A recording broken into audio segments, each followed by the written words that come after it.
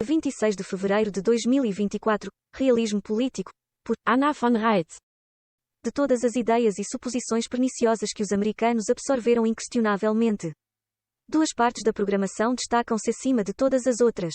A primeira ideia feita que precisa de ser eliminada como uma praga é a ideia de que o nosso governo é uma democracia e que gerimos pelo governo através da maioria.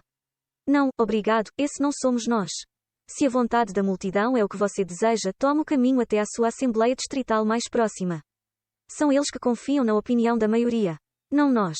Os nossos antepassados olharam para a democracia, na sua forma e história e, em vez disso, escolheram uma forma republicana de governo. O que isso significa? Significa que escolhemos proteger os direitos e os bens do indivíduo, mesmo contra o pensamento das massas. Isso significa que não nos importamos com o que são 51% ou 97% do pensamento da multidão.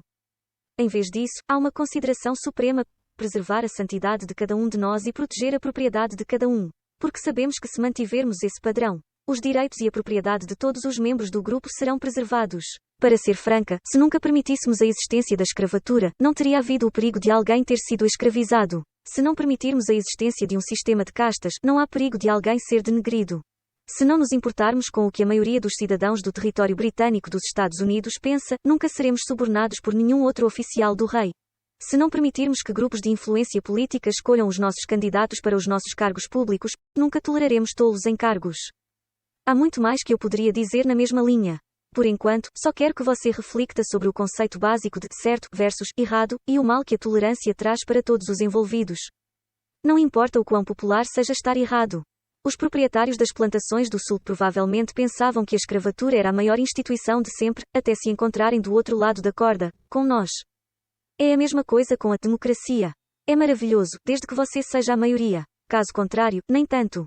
Crescemos num país dominado pelos próprios funcionários públicos deles.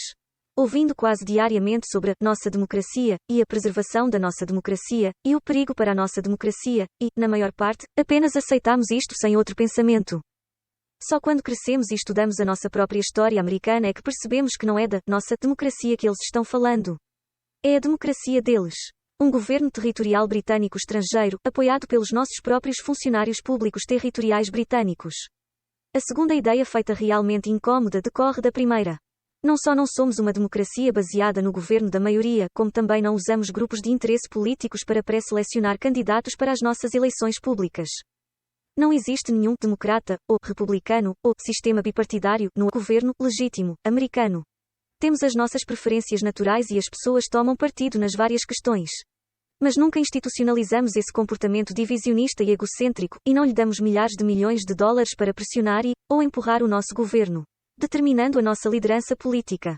O governo americano analisa cada candidato um por um, avalia o seu pensamento, o seu historial, as suas competências demonstradas.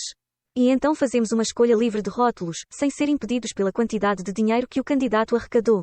Novamente, para ser franca, os Estados Unidos, com toda a fanfarra de milhares de milhões de dólares gastos em todas as campanhas políticas, enquanto tentam fazer com que a maioria dos eleitores apoie Joe Biden em vez de Donald e vice-versa. Se aceitarmos o facto de que a nossa missão como governo é proteger o indivíduo e a sua propriedade e nos alinharmos com isso sempre em mente, não seremos desviados para a democracia.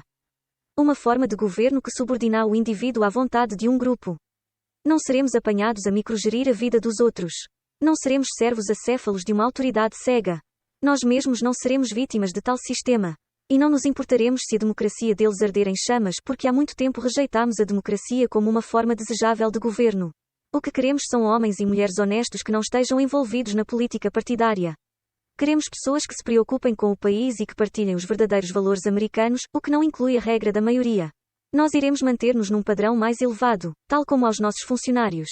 Na verdade, temos de decidir o que é certo e bom, e qual a melhor forma de defender os direitos e a propriedade dos indivíduos por nós próprios.